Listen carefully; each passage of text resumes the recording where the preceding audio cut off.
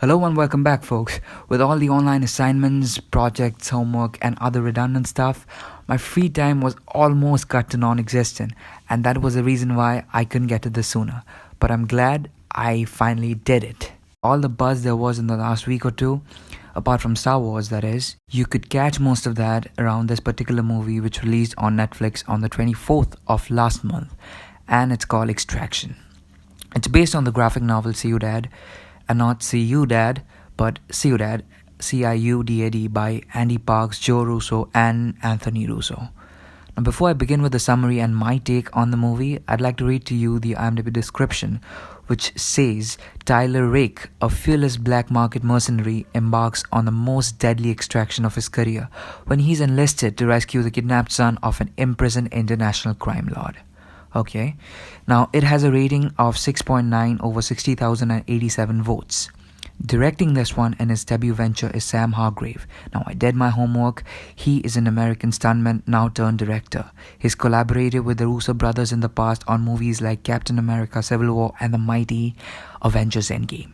He's also seen in this movie playing the character of a sniper named G. Now with the summary. The film starts with one hell of a yellowish tint, a drone shot over the city of Dhaka, Bangladesh. It's right here where the protagonist of the story, Tyler Rake, played by Chris Hemsworth, is introduced. He's all bloody, shot up, worn down, tired, probably had a rough night, and with a Daniel Defense M4A1 and a Glock 17 as his sidearm. He's down on the ground and having flashbacks of the good times he spent with his family, his son to be more specific. Now cut to scene 2, we receive our second primary character, Ovi Mahajan, played by Rudraksh Jaiswal, the son of an imprisoned Indian crime lord. A little later, the third character, the boy's father, or so I thought at first, is introduced, Saju, played by Randeep Hooda. Now let me tell you, Randeep Hooda is the reason I have a dozen jeans from the Indian terrain in my closet. He was the brand ambassador back in the day. For those of you who are feeling lost, Indian terrain is like the Levi's of India.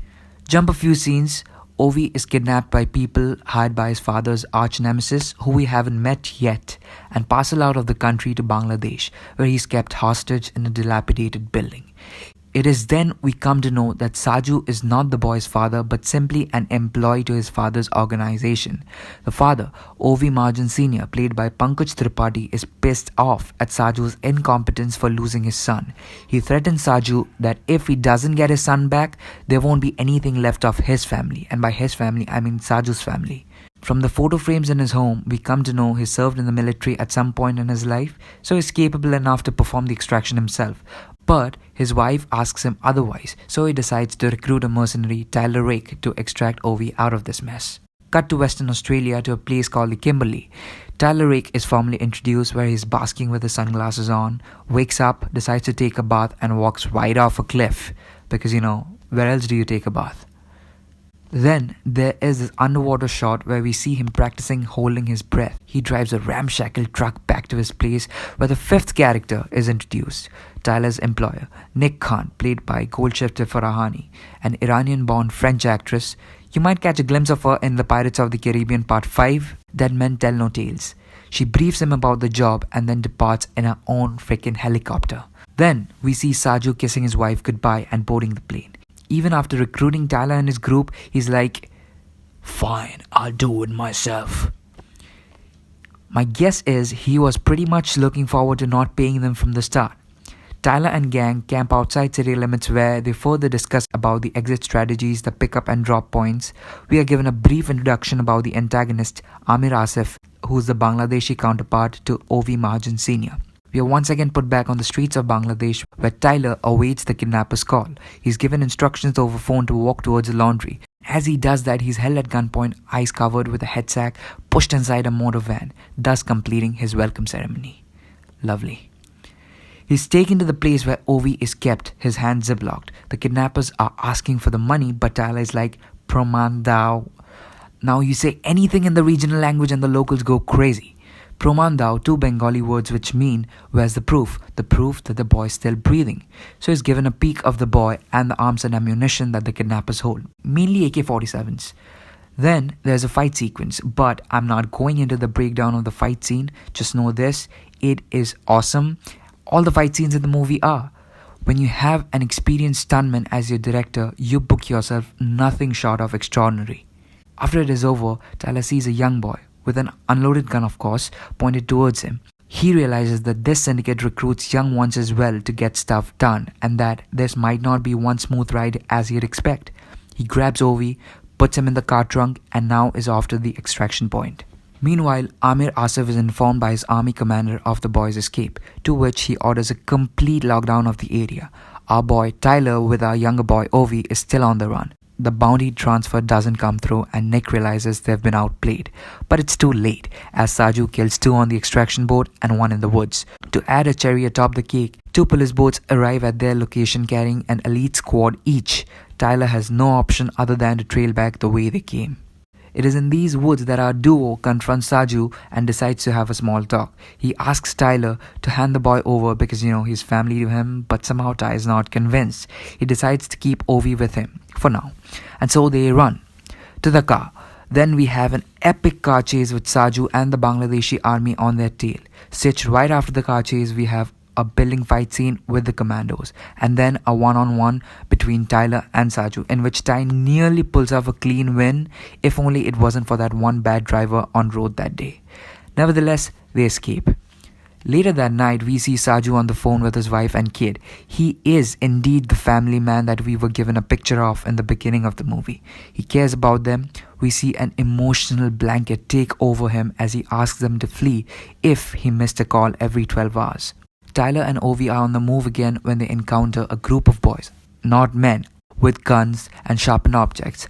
In the process of getting the boy out and dodging a blow for himself, Tyler is hurt real bad, but he is holding it together and pushing forward. And by pushing forward, I mean gracefully plunging in the appeasing aroma of plastic-filled sewers of Bangladesh. He is then rescued by a 6th character, Gasper, played by none other than the Red Guardian himself, David Harbour. Gasper provides them safe haven for the night but secretly conspires to kill the boy and asks Tyler to help him, then split the profits down the middle. Tyler, a mercenary by profession, but this point in the movie is like, screw the money, and you know what? Screw you. They have a little dust up and Ovi with all the pounding and thudding rushes downstairs to find Gasper pinning down Ty. He picks up the gun and pow, Gasper out. Later that night, Saju gets a phone call from Tyler. They put water under the bridge and decide they should work in concert with each other to get Ovi to safety. Now the next 20 minutes of the movie is something I think you should see for yourselves, because if I give you that, I'll be spilling the beans, and that is a guilt I cannot live with. Ovi is flown back to India by Nick, Saju is dead, and Tyler is messed awfully in the crossfire. He falls off a bridge in an almost terminated condition. Now, can he stage a return for part 2? Of course he can. He's the god of thunder. Now, my take on the movie. I thought it was a pretty fun watch. I don't know why, but this movie reminded me a lot about American Assassin. I guess it was because there too we had this guy whose family was deceased, and that pain served as his motivation to go on deadly dangerous missions with the sole objective of catching a bullet at work. The action sequences were on fleek. The only thing which bothered me is the bulletproof vests on the elite squad. I mean, they were pretty much useless. Maybe Tyler had a better gun, who knows? But see for yourselves and be the judge, they served no purpose at all.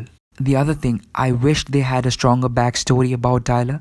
The flashbacks, I mean. They could have done a little Punisher on that story time. Not completely alike, but much of a muchness, and maybe that could have pulled at my heartstrings just a little more. Finally, the ending scene shows Ovi diving from a platform into a pool, and when he gets his head out of the water, we find a faint figure standing at a distance, out of focus, and that is where the director decides to cut it. What an absolute way to set stage for part 2. Now, I think a trilogy is what I'm looking for here, because the last action trilogy that I liked was Transporter, starring Jason Statham. Would have said The Expendables, but I wasn't really a fan of the second part. So yeah, I hope you liked the summary and my take on the movie. If you did, please give it a thumbs up. Comment down below your thoughts on the movie. And if you're new here, just like me, do apply the Mexico filter on the red button called subscribe. A little kindness goes a long way. I'm sure you're having a great day. Thank you so much for hanging out, and I'll see you guys in my next video.